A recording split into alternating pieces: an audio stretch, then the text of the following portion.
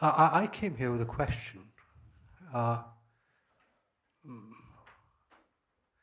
It's to do with purpose. So, am I aware? Yes. A bit wobbly on times. And then, but I wanted to go beyond the who and the what and say, it's not why so much, it's purpose, Like, well, what purpose is there suffering? What purpose? What purpose? Not what is suffering, but what purpose? What is the purpose of suffering? What is the purpose of suffering? And this thing also about, the self, and what is my purpose? For myself to experience myself and just play? But then beyond that, so for instance, how does it manifest? So you have your pottery, and then you have your talking,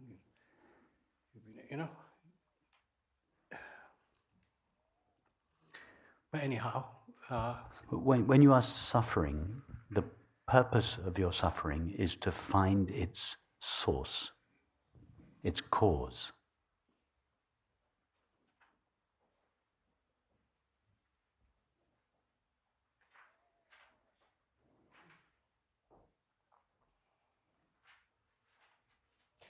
Why was it invented in the first place?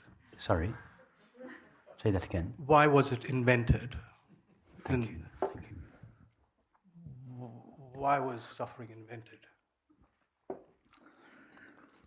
No, not actually, not even why is not okay. Because when infinite consciousness contracts into each of our finite minds, as it must do if it wants to manifest itself as the world, this apparent contraction of itself into a finite mind is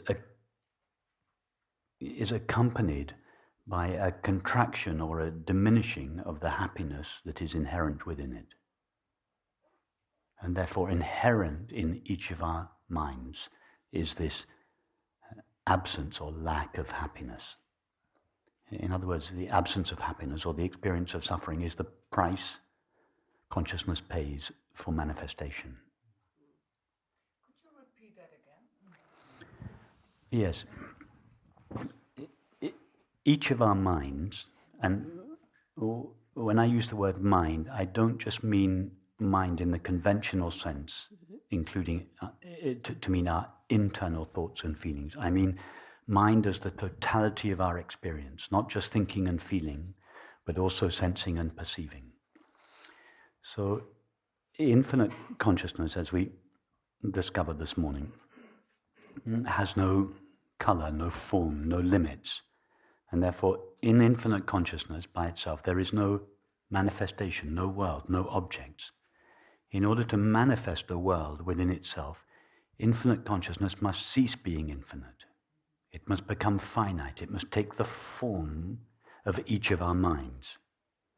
In other words, for consciousness to manifest its potential, consciousness must contract into a finite mind, in fact, into each of our finite minds. And it is in this contraction that consciousness manifests the potential which lies unmanifest in potential within it.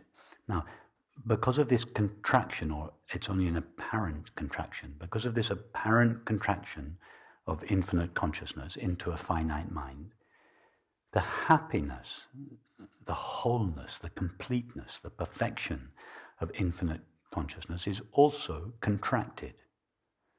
That is why each of our finite minds experiences contracted happiness, or just a small amount of happiness. And our minds don't experience the fullness of happiness. In other words, our minds experience suffering because of this contraction of consciousness. With the contraction of consciousness comes a contraction of its innate happiness. And therefore, within each finite mind, there is this desire, this implicit desire in each of our minds to find the happiness that is at its source, the source of infinite consciousness. And that is why all separate selves seek happiness above all else. So suffering, the absence of happiness or the sense of lack, is an inevitable counterpart to manifestation. It is the price consciousness pays for manifestation. But you've just... Thank you for sharing that, but we still... the purpose, what for? The purpose of a finite mind, once our finite minds once infinite consciousness has assumed the form of each of our finite minds, the ultimate purpose of each of our finite minds is to return to its natural condition of infinite consciousness. Imagine that infinite consciousness is like a rubber ball. Some of you are familiar with this analogy that I sometimes use. So infinite consciousness is like a rubber ball that is in a state of equilibrium. The rubber ball is neither tending to expand or explode, nor is it tending to contract. It is just in a state of equilibrium. It is at peace. Now imagine that rubber ball were to be contracted. That's like the contraction of each of our minds, are like a contraction of infinite consciousness. Now the contracted rubber ball is no longer in a state of equilibrium. It is in a state of tension. The rubber ball is always trying to revert to its original natural condition of equilibrium or peace. Now, each of our minds are like a contracted rubber ball of consciousness, like a limited, temporary, finite ball of consciousness that has been shrunk into a body. And as a result, there is this tendency in everybody, in all finite minds, by definition, are seeking to return to their natural state of equilibrium. Now, this natural tendency to return to the state of equilibrium is felt by the finite mind as the desire for happiness. And it is the prime motivating force in all finite minds. So what is the purpose of the finite mind? It is to return to its natural state of equilibrium. And that is why if you ask any finite mind, what do you want above all else?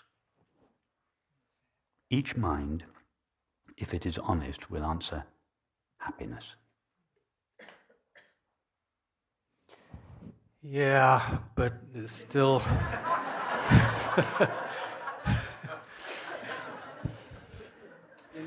there's still this, we go to India, all over Asia, so many places.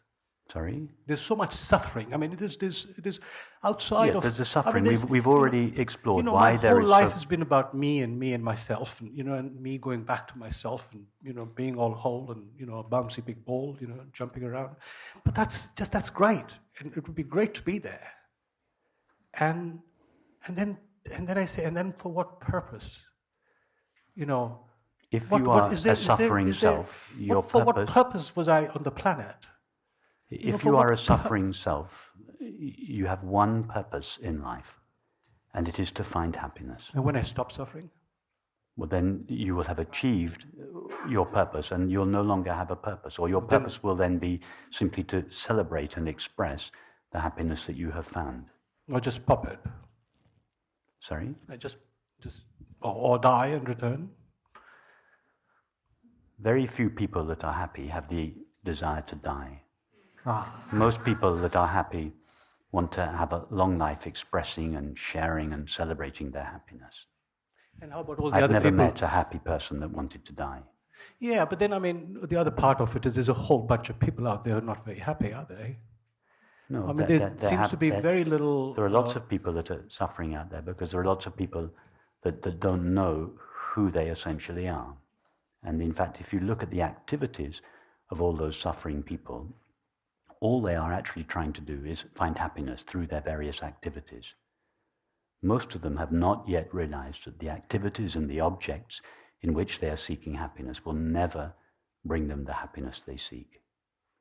Very few have yet realized that the happiness they seek can only be found in the knowing of their own being as it is. So going back to there is nothing to do, and they But just... please don't keep quoting, there is nothing to do to me. I have not said at any time during the last 24 hours, there is nothing to do.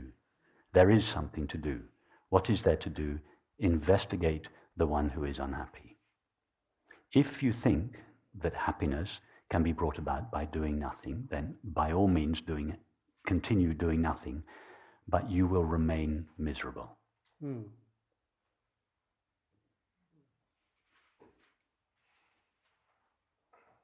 Sooner or later, your misery will compel you to start seeking happiness again.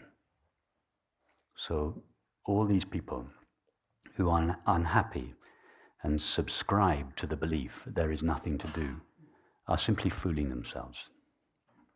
Sooner or later, their misery will compel them to start seeking again. It is not possible to be miserable and not to be seeking happiness. Misery is the search for happiness. So if you are unhappy, don't fool yourself that you are doing nothing or that there is nothing to do. If you are unhappy, there is something to do. What most people are doing to alleviate their unhappiness is to seek objects, substances, activities, special states of mind, and relationships. We are all here this week because that search for happiness in objective experience has failed us. Once the search for happiness in objective experience has failed us, there is only one possibility left, and that is to seek happiness in the one place that we have yet to seek it. That is in subjective experience, or the subject of experience, what I essentially am. All the great religious and spiritual teachings say in one way or another, the place of peace and happiness is in yourself. Here we just go there directly. We no longer need, in our age, we no longer need to go round the houses. We just go there directly.